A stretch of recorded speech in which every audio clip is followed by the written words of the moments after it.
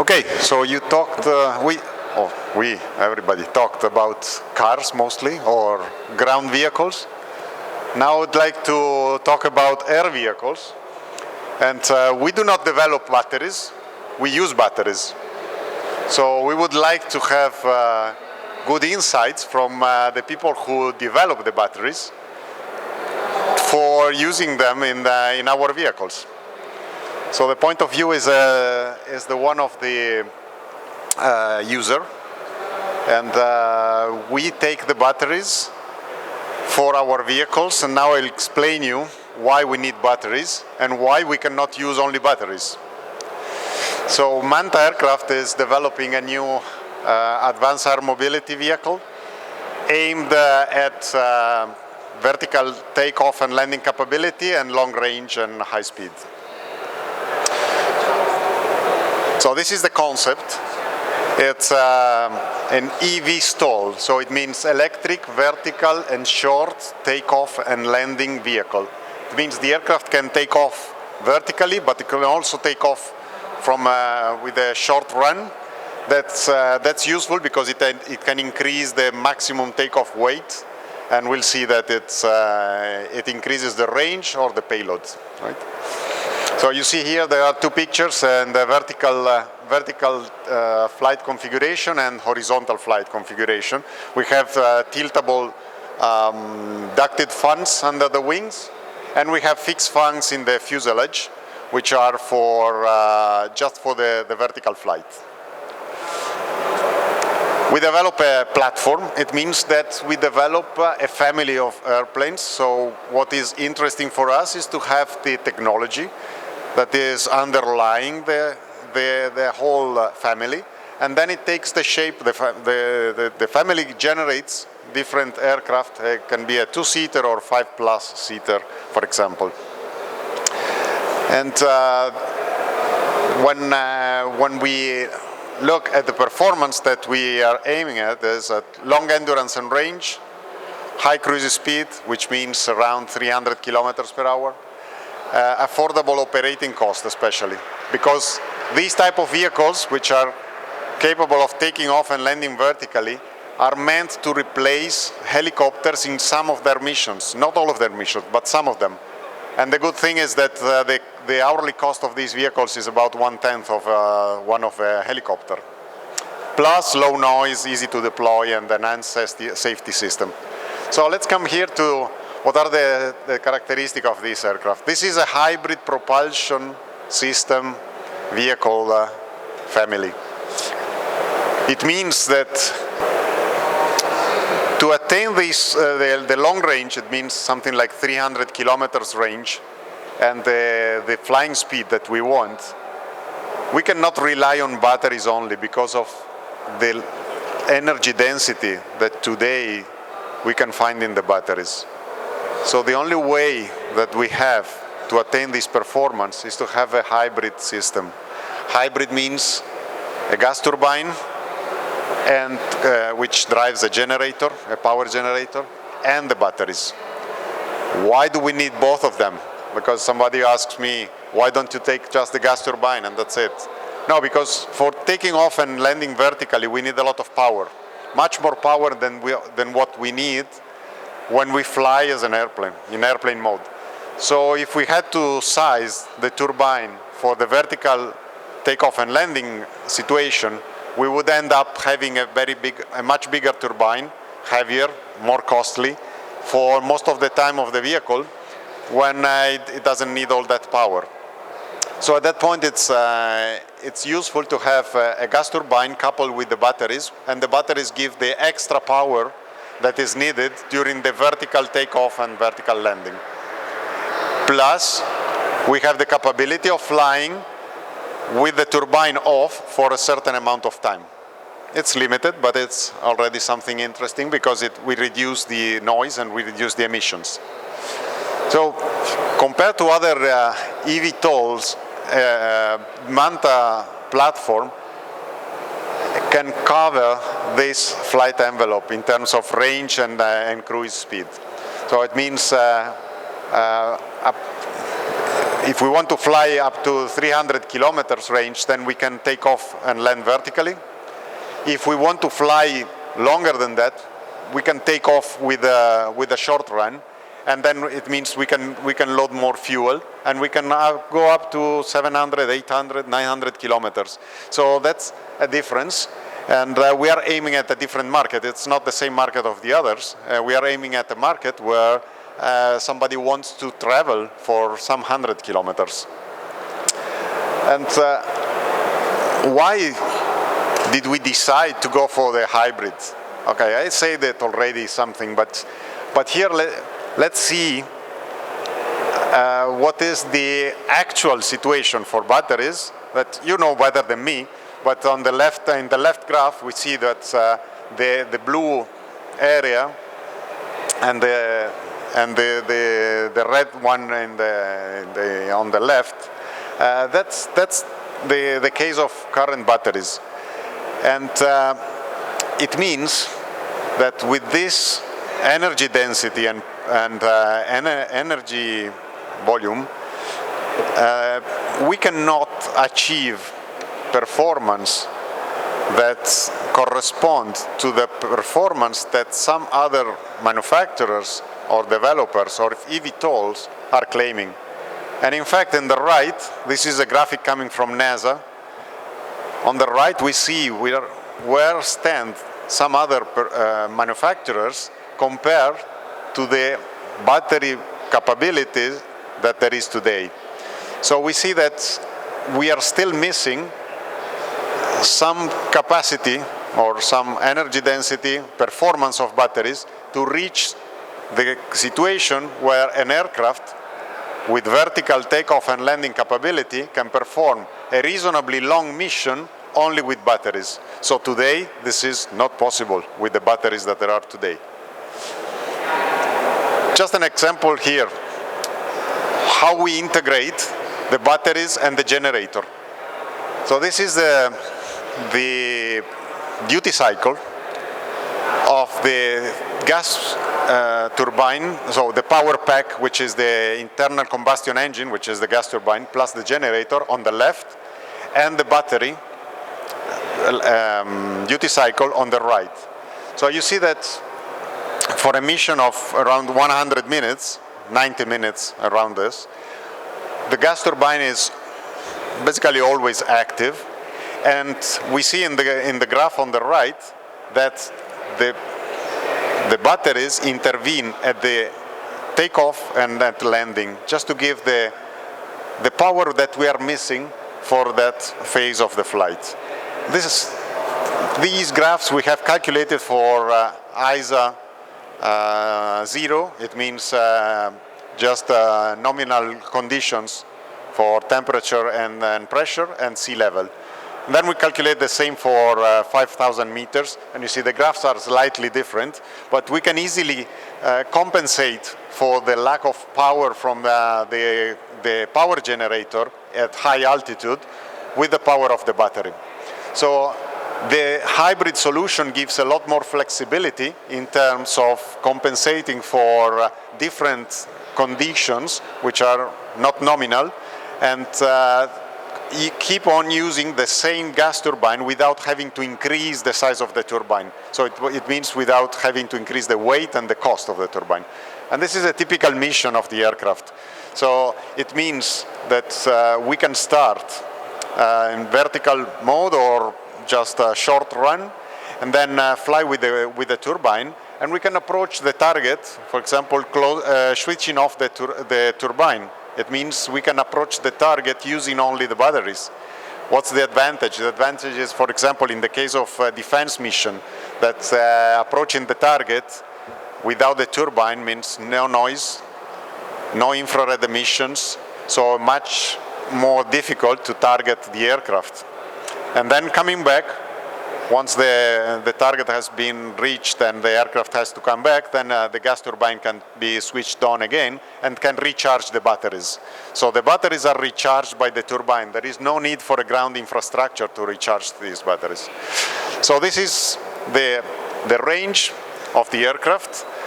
Just to give you an idea, and if we center it in Italy, it's 300 kilometers ranges for a vertical takeoff and 800 from a short run. Some examples. So when, for example, if you want to go to see the nice Cinque Terre from Milan, it takes more than 3 hours drive. With an aircraft like this, it takes about less than 40 minutes. So, and the cost per seat, and this is the important part, the cost per seat is not that high, because here in this case it's about 45 euros per seat, calculated on an aircraft with 5 seats, and 1 seat is a pilot, so there are 4 passengers. And this is the difference between these type of aircraft and the helicopters. So, yes. Summarizing a bit, what we have here, we have a new class of vehicles that is a bridge between the current vehicles, which are just powered by internal combustion engines, and the future vehicles which will be for sure powered by batteries. Today, there are no batteries that can help us in performing these missions, so the hybrid solution is a good compromise. It also gives a good advantages. So we have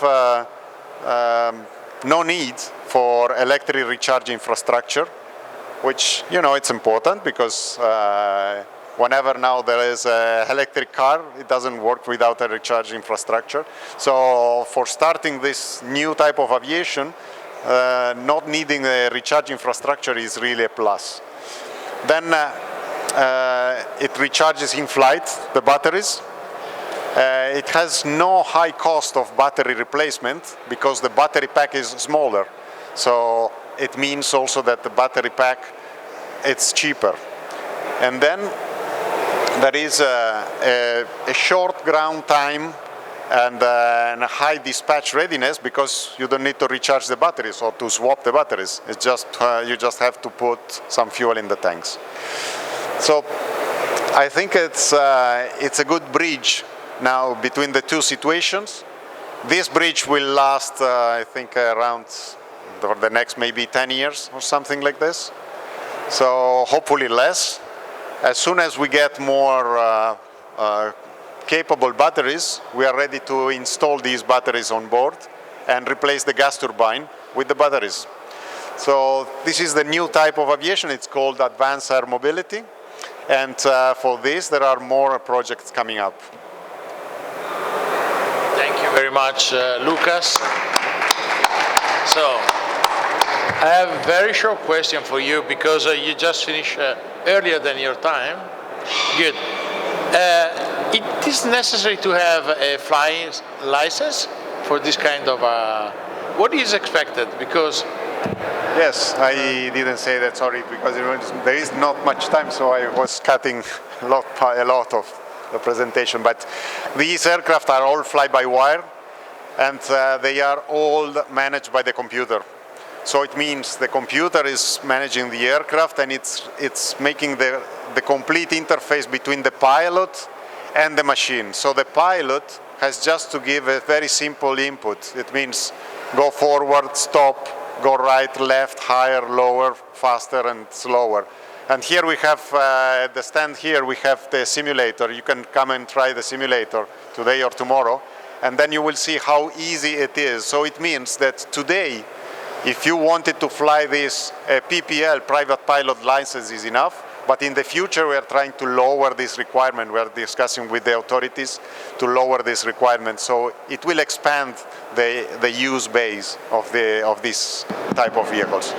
thank you very much, Lucas. Thank you so much. I would welcome to the stage Doug Cross. He is the CTO of Balance Battery. And he will talk today with us about the design and the development of battery modules for fuel cell and or fast charge applications.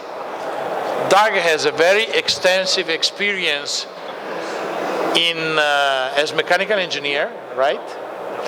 In super sport automotive vehicles. So, fast charging.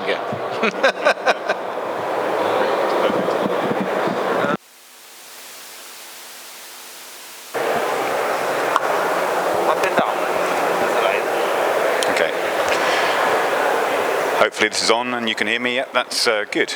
Okay, ciao Luca, thank you very much, and yeah, thank you for waiting. I realise we're running a little bit behind, so I'll yeah, run through this presentation at top speed, see what we can achieve. So, you're welcome. So I'm Doug from yeah, Balance Batteries, and we're a battery module manufacturer, and so I'll be talking to you about the development of a battery module, specifically one relating to pouch cells. So we've seen about the different types of cells today in terms of cylindrical, in terms of prismatic. We only make pouch cell modules, so our presentation is going to be very much focused on that, to give you some background. So in the bottom right hand corner of this slide, you can see that yeah, there are some pouch cells, and pouch cells are slightly funny things. They have got a few requirements which are a bit unusual, and yeah, which mean that you have to think carefully about how you implement a battery module. So the first of those requirements is that you need to clamp the pouch cells together. If you don't clamp them together with sufficient force, then they can delaminate. And equally, you can end up with a short life if you clamp them together too hard. And so, yeah, you want to have an optimum clamping force. And typically, the minimum is around 6 psi, which is around 0.3 bar. And the maximum is around 15 psi, so around about 1 bar of clamping force. Whilst you're clamping them down and you're hoping that you're going to achieve the optimum life by clamping them with just the right force, they're trying to work against you.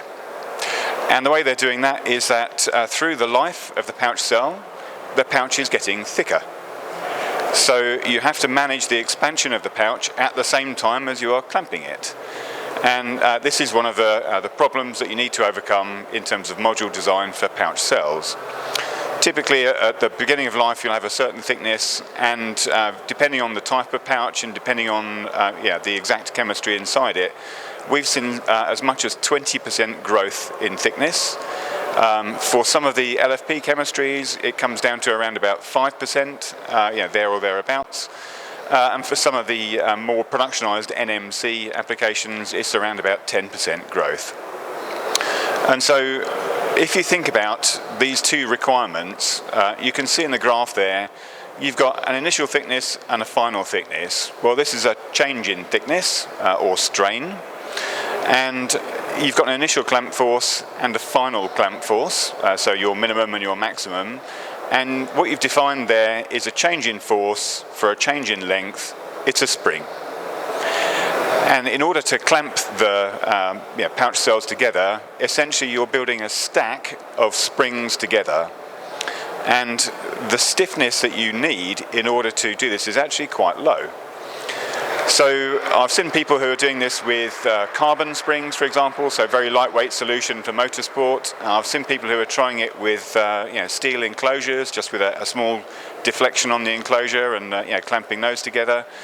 And yeah, ultimately the thing that you're really talking about is foam, because the stiffness is really very low in order to achieve this clamp and expansion requirement. So, thank you. On top of that, you also need to achieve a nice even pressure distribution.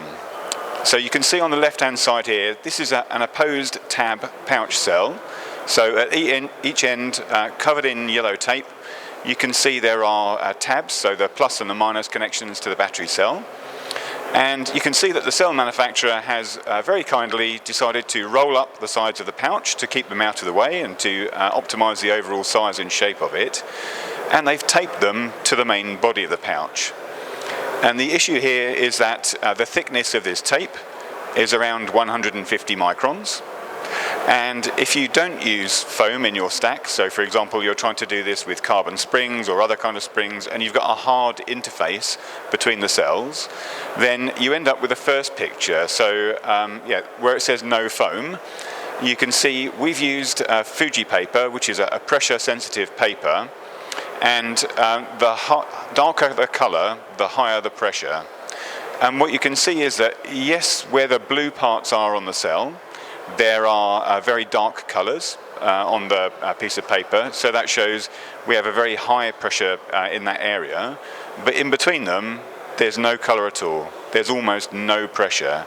So the pressure distribution is very poor in that first picture. And some people have said to me, for example, we use pouch cells, but our pouch cells don't have any of the tape on the outside, and that's absolutely fine. We use those kind of cells too. But if you look at the picture, you can see that not only are there 6 high spots, but running down the middle of the pouch, there are also some other pieces of tape. These are inside the pouch, and these are something that, unless you do this test, you wouldn't know were there. And so they also give an uneven pressure distribution. So clearly we've spent quite a lot of time trying to optimize the right choice of foam, and you can see we've gone for a no foam picture on the left hand side, a partial foam in the center, and then the best possible foam. And you can see in that third picture there, it's a nice even pink over the whole thing. You can barely see where the pressure differences are, and for us that's a reasonably optimum pressure distribution.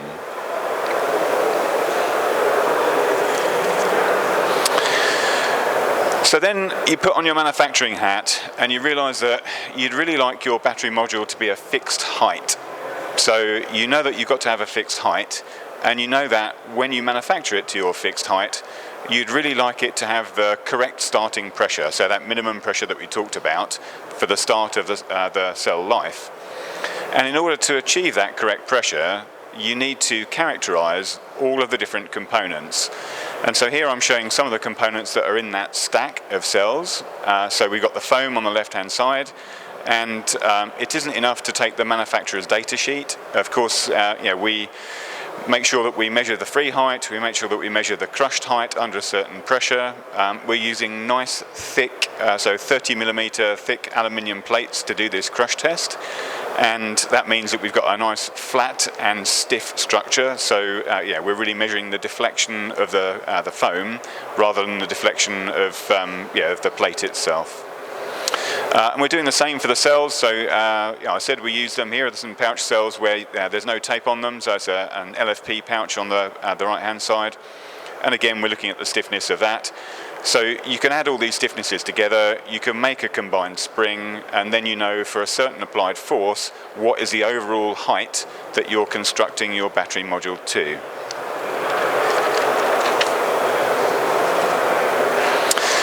So now that you've got everything at the right height, you want to clamp it in place, and you need to think about that clamping mechanism. And when you're thinking about that, typically there's a plate on the top of the module, there's a plate on the bottom of the module, and these are applying the clamping force. And in our case, we're using studs and nuts to apply the load. There's a couple of areas to think about here. You need to think about the stress distribution on those plates, because of course you want to have a nice long life. And remember that this clamp load is going to be increasing through the life up until the full thickness of the pouch cell. And at the same time, you're also very concerned about the deflected shape of these top and bottom plates. And what you find is, on your original design, that you put a nice flat top or bottom plate on, you apply some clamping pressure locally in some smaller areas, and the whole thing turns into the shape of a Pringle crisp, so curved in multiple directions all at the same time. And we spent all that time trying to get a nice even pressure distribution on the pouch cells, and all of a sudden you're faced with something that doesn't actually apply the pressure in a nice even way. So you need to do some optimization of that, and by looking at the stresses, by putting ribs between the areas of force application, by tuning the depth and size of the pockets, you can end up with a shape that overall maintains its rigidity and gives a nice even application. So now that those pouch cells are nice and mechanically secure against shock and vibration, for example, some of the regulatory tests to drop it and achieve a 50G impact, we now need to start thinking about the thermal management. We've heard quite a lot about that today. And what we're really looking at here is the world is a hot and cold place, so quite a wide temperature range. If you're a guy like me with a mechanical and engines background, plus 55 and minus 40 aren't really a big stretch. Most engine materials are capable of much higher temperatures, but that's the temperature you're dealing with in the real world. And when you then go and look at data sheets from generic data sheets from some cell manufacturers, you'll see that they say the cell operating range is from minus 30 to plus 55. And so you might think, well, that looks absolutely perfect, no problem at all. Yes, I'll compromise at the very lowest temperatures, but otherwise it looks good. And then you dig just a little bit deeper and you discover that what they actually meant was that, yes, you can discharge up at plus 55 and all the way down to minus 30, but if you want to charge, you really need to be above zero. And indeed, below that temperature, if you put in a very low amount of charge, then the internal resistance in the cell is enough to start warming it up to help you come up to temperature. And so the cell temperature is really critical in terms of what you can do with it. And in fact, that last green bar is showing the optimum working range, which is actually between plus 20 and plus 35. And so the overall management of temperature of the pack and the cell within the pack is tremendously important, and not only because if you reach plus 90, then you're looking at a big fire risk. And so, quite often when people look at this, they decide that what they actually need is a refrigerant circuit in order to manage the small delta between ambient temperature and the temperature that you're trying to achieve in the cells. So for us, I said it was about high power and fast charge cells, and in order to use those high powers and high currents, what you have to do is you need to have a very good thermal management system. And the picture on the left there is showing that our thermal management system is some plates that are hollow with liquid cooling, and that cooling circulates between the cells, and so you've got a large surface area in contact with the cell. Okay, I have to rush through this then. And you end up with a very good thermal management solution. Of course, on the right-hand side, we need to manage the stress of that also. And so, some further calculations are needed because, of course, there's a pressure drop as you flow coolant through this passage, and that means that you end up with an internal pressure, which is also countering the external pressure of crush from the cells and clamping mechanism. So skipping through this one, of course we do CFD to try and figure out what that pressure drop might be. We do some optimization of the cooling circuit. You can see, for example, on here, the left-hand picture has got kind of squarish corners, the right-hand picture rounded corners. And then we also do validation because, again, simulation is good, but validation is better. And so, we measure it and check it. And so then on to the last two slides, we get into electrical validation and thinking about your BMS. So this map is showing, for discharge, a range on the of the columns going across of different temperatures, and in the vertical axis you're looking at the different states of charge, and it's showing you on a long term what is the amount of current that you can draw from this cell under those conditions. And we created this by essentially charging up the cells, keeping them at a fixed temperature, waiting for that temperature to stabilize, and then as soon as you've stabilized the temperature, you discharge it fully, and you're trying to make a map of the amount of voltage sag or surge that you get. And by doing that, with a relatively few number of data points, you can come up with a map, And this map, in this case, is made from 4 temperatures and 7 different current values, and that was 28 tests. But of course, that can escalate quite quickly, as I'll show you in the next slide. The other thing to bear in mind is that if you've got a dynamic application, this is a terrible method of running a BMS, because this is based upon a full discharge of the cell, and so it's a long-term capability of the cell from any given point. And if you've got a very dynamic application, you can actually run much higher currents for short periods of time, and that isn't reflected in this BMS. So final slide. So the typical way that you're familiar with, I'm sure, is to construct a 2RC model. So the 2R are the 2 resistors in this central circuit. The C is a capacitor. And there you're looking at 4 different factors that you're trying to establish at each of the state of charge points, at each of the different currents, and at each of the different temperatures. So you can build a model. You build that model based on testing, so the testing is shown on the left-hand side, and these are high pulse power discharges or charge events, and essentially you're maintaining the temperature and you are giving a pulse of discharge or of charge, and from this you can use MATLAB, some scripts there, to reverse engineer the 4 coefficients to build that 2RC model. And in terms of accuracy, if you wanted to do a temperature step every 5 degrees, that's 18 points, every 5% of state of charge, and maybe every 5 amps of current, then you're looking at 18 points times 20 points times 37 points, 13,320 tests. Each test could take an hour, and so with 2,000 man-hours per year, you can very quickly see that this is an impossible situation. And so you really have to manage carefully your expectations, manage carefully the accuracy that you really require, and only test in those areas that is going to be very important for you. Okay, that's me. Thank you. Thank you, Doug. Very, very interesting and inspiring. Thank you. Now I would like to invite to the stage Francesco Pagani. Buonasera a tutti, sono Francesco Pagani di Manz Italy e oggi parlerò di Future Battery Technologies e IPCI. Ora, Manz è un'azienda che è stata fondata nel 1987 e ha 4 tecnologie principali che better in English?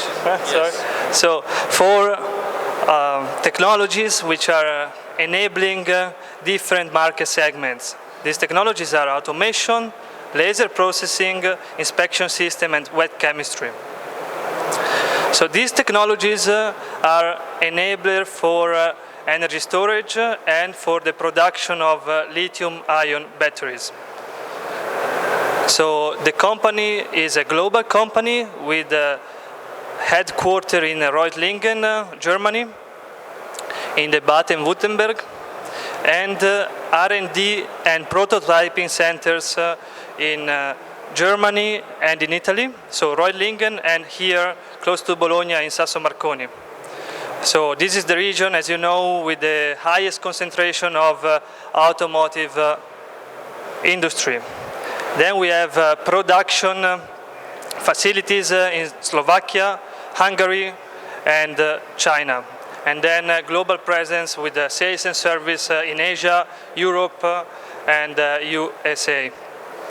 So we are 1,400 people, and you may know that the Manz Italy was former belonging to Arcotronics industry.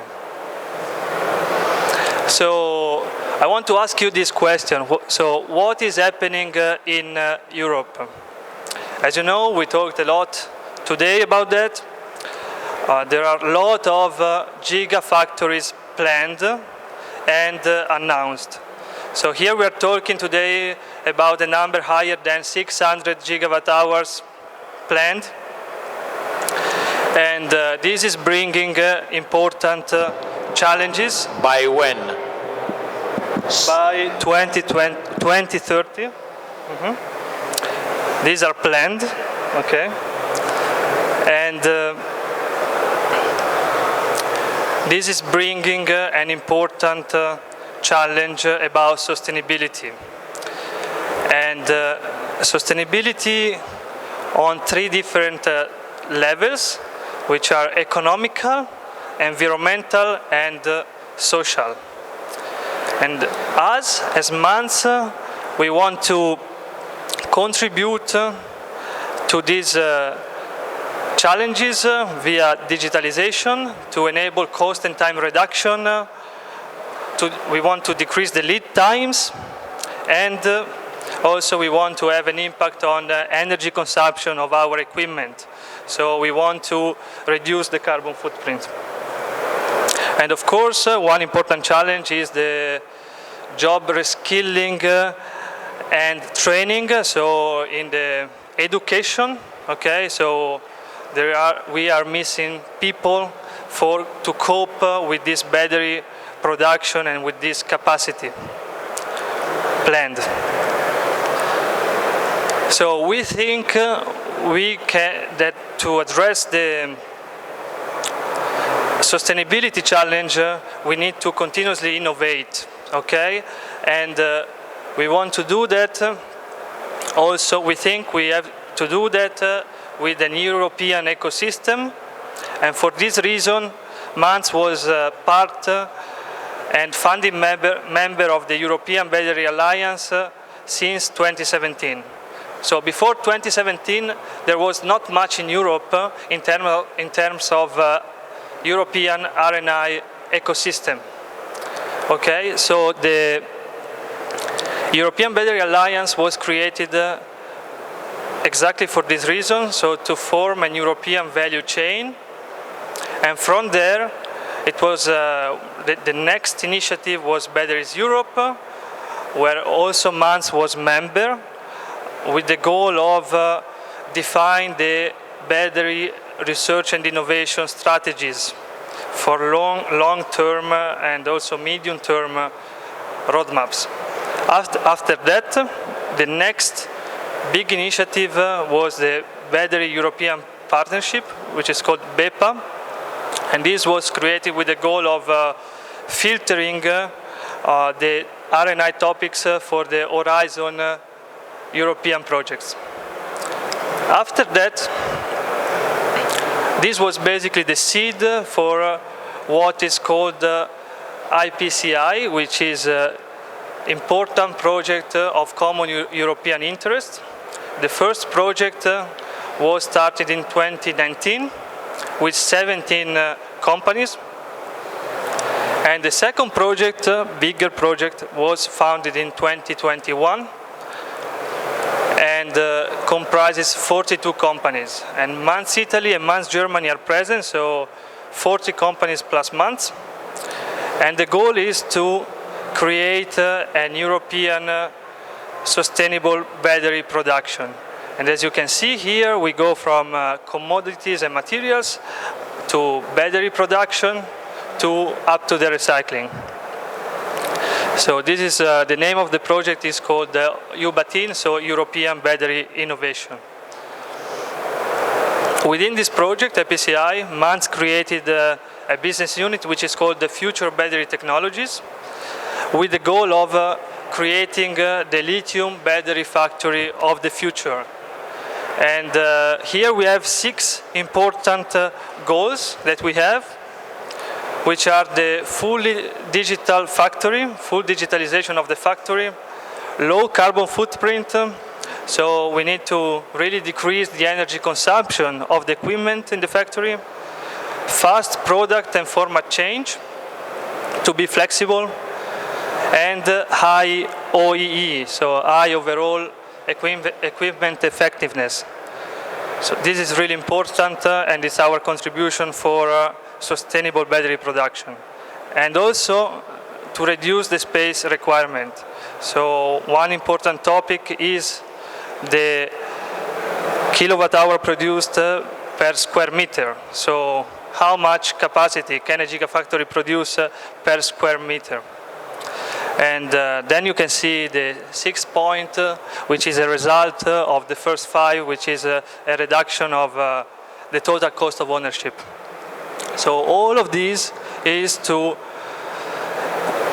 improve and to address the challenge of a sustainable battery production in Europe. If you look at the battery manufacturing value chain, you see we go from mining up to the recycling. And Manz is active from the electro manufacturing to the battery system.